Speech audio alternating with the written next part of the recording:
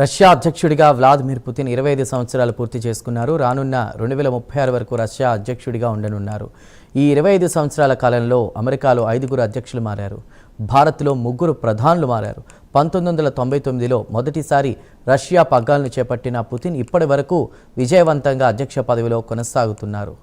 అంతేకాకుండా 2036 వరకు పుతిన్ అధ్యక్షుడిగా ఉండేందుకు చట్టాలను సవరించాడు. రష్యాలో పుతిన్ కాకుండా మరో నాయకుడిని అధ్యక్షుడిగా ఊహించుకోలేకపోతున్నారు. అతను రక్షణ పరంగా, ఆర్థికంగా రష్యాను ముందుండి నడిపించడమే అందుకు కారణంగా కనిపిస్తోంది.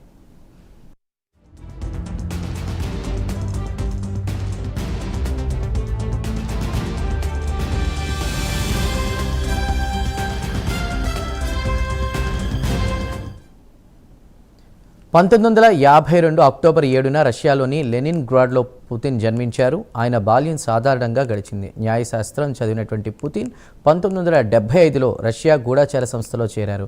1985లో తూర్పు జర్మనీలో రష్యా గూఢచారిగా పనిచేశారు. ఆ తర్వాత రాజకీయాల వైపు అడుగులు వేశారు. 1991లో రాజకీయంలోకి వెళ్ళిన పుతిన్ ముందుగా సెయింట్ పీటర్స్బర్గ్ డిప్యూటీ మేయర్గా కూడా బాధ్యతలు చేపట్టారు. 1998లో పుతిన్ను రష్యా సెక్యూరిటీ సర్వీస్కు అధిపతిగా అప్పటి అధ్యక్షుడు బోరిస్ ఎల్జిన్ నియమించారు. ఆ మరుసటి ఏడాదిలో అప్పటి ప్రధానమంత్రిని బోరిస్ తొలగించారు. దీంతో ఆ స్థానానికి 46 ఏళ్ల పుతిన్ను ఎంపిక చేశారు. ఆ తర్వాత కొన్ని నెలలకే బోరిస్ రాజీనామా చేయడంతో తాత్కాలికంగా అధ్యక్ష బాధ్యతలను పుతిన్ చేపట్టాడు. అలా మొదటిసారి రష్యా అధ్యక్ష పీఠాన్ని అధిష్ఠించారు పుతిన్.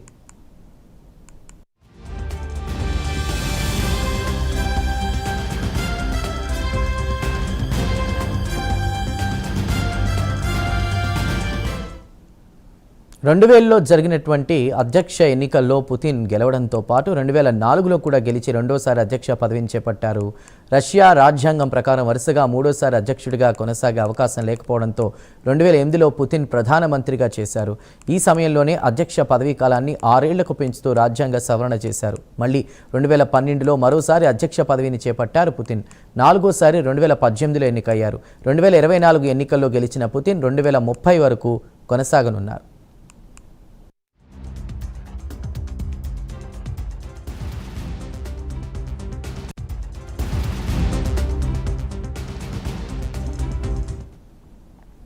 భారత్ రష్యాల స్నేహ సంబంధం చాలా పురాతనమైంది. భారత్కు స్వతంత్రం వచ్చినప్పటి నుంచి రష్యా స్నేహ హస్తాన్ని అందిస్తోంది. 1947 నుంచి ఇప్పటి వరకు కూడా భారత్కు రక్షణ పరంగా అండగా ఉంది. యుఎస్ఎస్ఆర్గా భారత్ రక్షణ వ్యవస్థను బలోపేతం చేసుకోవడానికి మద్దతుని ఇచ్చింది. అదే స్నేహ హస్తాన్ని పుతిన్ కొనసాగిస్తున్నాడు. భారత్కు స్వతంత్రం రాగానే కొత్త దేశంగా గుర్తించి దౌత్య సంబంధాలను ఏర్పాటు చేసింది సోవియట్ యూనియన్. 1950 నుంచి 1960 మధ్య కాలంలో పారిశ్రామిక సహాయాన్ని అందజేసింది. Bhilai steel plant, Bokaro steel plant, భారీ యంత్రాల కర్మాగారాలు వంటి ప్రధాన పరిశ్రమలు సోవియట్ సాంకేతికతతో నిర్మించబడ్డాయి. అమెరికా, పాకిస్తాన్కు మద్దతిస్తే భారత్కు రష్యా అండగా నిలిచింది. –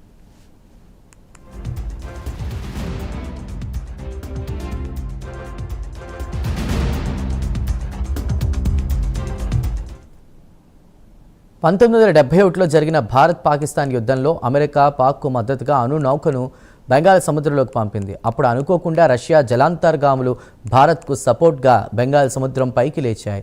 రష్యా జలాంతర్గాములను చూసినటువంటి వెంటనే అమెరికా నేవీ వెనక్కి వెళ్ళింది. అలా భారత్ కష్టకాలంలో ఎప్పుడూ వెనక్కి వెళ్ళలేదు. భారత్కు నమ్మకమైన దేశంగా రష్యాది మొదటి స్థానం అంటే అది అతిశయోక్తి కాదు.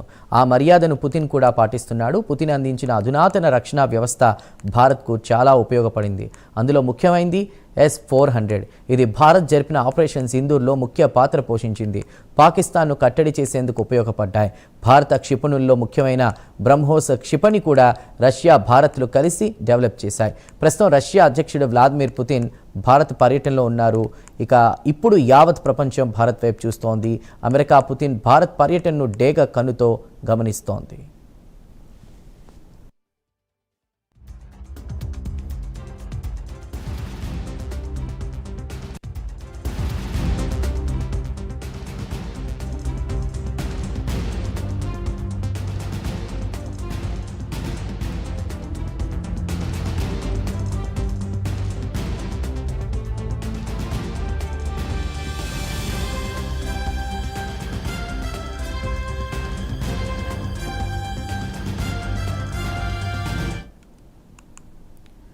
రైట్, ఇక రష్యా భారత్లో కలిసి బ్రహ్మోస్ క్షిపణి కూడా డెవలప్ చేశాయి. దీనికి సంబంధించి కూడా ఆపరేషన్ సింధూర్లో మనం చూసాం.